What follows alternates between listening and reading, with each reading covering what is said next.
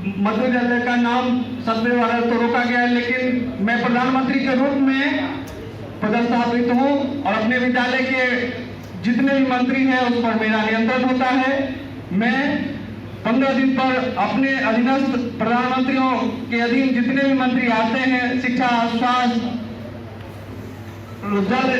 जल एवं इत्यादि जितने भी मंत्री होते हैं उन सब का मैं नेतृत्व करता हूं। जिस तरह से विद्यालय प्रधान नेतृत्व करता है उनके आदेशों के अधीन मैं प्रधानमंत्री होने के नाते विद्यालय के समग्र क्षेत्र में अपना योगदान देता हूं और प्रयास करता हूं कि मेरा विद्यालय सदैव उच्च स्तर पर है और आगे उसका उत्तरोत्तर विकास हो और मुझमें जो भी क्षमता है उस विकास के लिए मैं अपने सर्वस्व प्रयास को मुक्त रूप दूं। इन्हीं शब्दों से अपनी बात को करता हूँ। मैं प्रदीप कुमार वर्ग 8 का छात्र हूँ। आज इस सदन में शिक्षा और स्वास्थ्य मंत्री के पद पर कार्यरत हूँ। शिक्षा मंत्री होने के नाते मैं अपने विद्यालय में वर्ग एवं विषय के अनुरूप जो हमारा दैनिक तालिका है वह पठन पाठन निरंतर हो रही है कि नहीं हो रही है, इसके संबंध में अपने प्रधानमंत्री और विद्यालय के प्रधानाध्यापक को इसकी सूचना देंगे। स्वास्थ्य मंत्री होने के नाते हम अपने विद्यालय के अपने साथी छात्र का देखेंगे कि वह विद्यालय में स्कूल अपने यूनिफॉर्म में आए हैं कि नहीं, उनके हाथ पैर के नाखून कटे हैं कि नहीं, उनका बाल समरा हुआ है कि नहीं। अगर इसमें किसी भी प्रकार की व्यवधान आती है तो हम अपने मंत्रिमंडल में पहले इसके सुधार के लिए चर्चा करेंगे अपने माननीय प्रधानमंत्री के साथ, और अगर उससे भी उस समस्या का निदान नहीं होता है तो इसकी सूचना हम अपने विद्यालय के प्रधानाध्यापक को देंगे। धन्यवाद।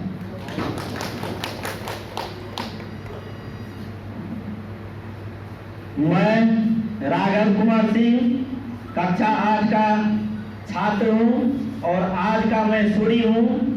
अपने सभी सहपाठियों को मैं अपनी महत्ता के बारे में बताना चाहता हूँ। यदि मेरा उदय हो जाता है तो सभी लोग इसको चमत्कार मानते हैं, और यदि सूर्यास्त हो जाता है, यदि मेरा अस्त हो जाता है तो चारों ओर चित्कार मचने लगता है। उदय जब होता है तो चमत्कार होता है और अस्त होने लगता है तो चित्कार मचने लगता है।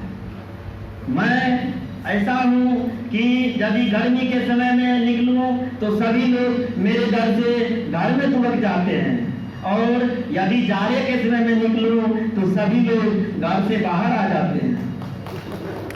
मैं इस सृष्टि के समस्त वस्तुओं पर अधिकांश समय तक नियंत्रण रखता हूँ। सभी सूर्य के ही प्रभाव से अधिकांश जीवित वस्तुओं में जीवन है सूर्य के ही प्रभाव से, यानी मैं सृष्टि में बहुत ही महत्वपूर्ण हूँ। सबों का योगदान है लेकिन मेरी महत्ता सर्वाधिक है। ऐसी शिक्षा मैं अपने सहपाठियों को देने का प्रयास करता हूँ।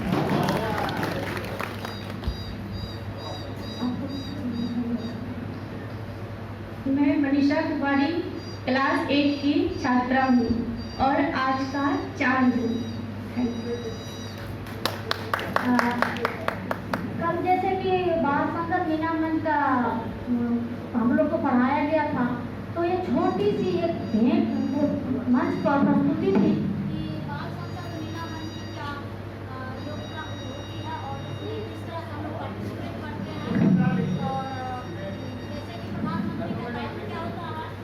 और ये जो अभी जो चांद और सूरज का जो चयन किया है उस बच्चे को चयन करते हैं। हमारे पास ये समस्या आती है कि बच्चा साफ सुथरा नहीं आते हैं और हम लोग कहते हैं तुम नहा के नहीं आया। उस बच्चे का हम चयन करते हैं, जो बच्चे साफ सुथरा और ड्रेस में आते हैं उसको, और चांद और सूरज से विद्यालय उस दिन उस विद्यालय का चांद और सूरज होता है। और एक बात और, हम कहते हैं चेतना सत्र में ही जो बच्चे नियमित रूप से प्रतिदिन उपस्थित होते हैं उसे हम उस दिन का तारा बनाते हैं। और एक प्रक्रिया महसी प्रखंड से क्या कहते मध्य विद्यालय मैसौरो, अभी मध्य विद्यालय बलुआहा, और कहरा प्रखंड में अभी आवासीय मोहन विद्यालय है उनमें भी होती है, लेकिन वहाँ पर होती है। और ये अपनी बड़ाई नहीं करूंगी, मैं AIL की मास्टर ट्रेनर हूँ अपने जिला का, और इस ट्रेनिंग को मैं अपने जिला में दी हूँ। तो कम से कम अभी जहाँ से सुनने को और देखने के लिए मिलता है, तो कम से कम 15-20 ऐसे विद्यालय हैं इस चीज चांद और सूरज का चुनाव अपने विद्यालय में किया जाता है। इससे एक ही हम लोग को फायदा होता है कि ये होड़ लग जाती है कि आज का मैं चांद बनूंगा, आज का मैं सूरज बनूंगा। इससे पहले मैं कोऑर्डिनेटर रह चुकी हूँ, जो हमारे व्यवस्थापक साहब हमारे सामने बैठे हुए हैं। मैं अपने 16 मेरे सियासी में 16 विद्यालय थे, और 16 विद्यालय में अपना ये चांद और सूरज बनाने का कोशिश की, और उन्होंने इस चीज को अभी तक भी कायम रखा है। इसके लिए बहुत बहुत धन्यवाद। बहुत अच्छा अनु मैडम ने आप लोगों के समक्ष बहुत सुंदर प्रस्तुति दी है, और मैं इसके साथ समाप्त करूंगा। सूर्य के फिर से एक महत्ता के बताते हुए समाप्त करूंगा। मैं यदि उग जाऊं, बस एक वाक्य सुनिए धैर्य से थोड़ा सा भाई।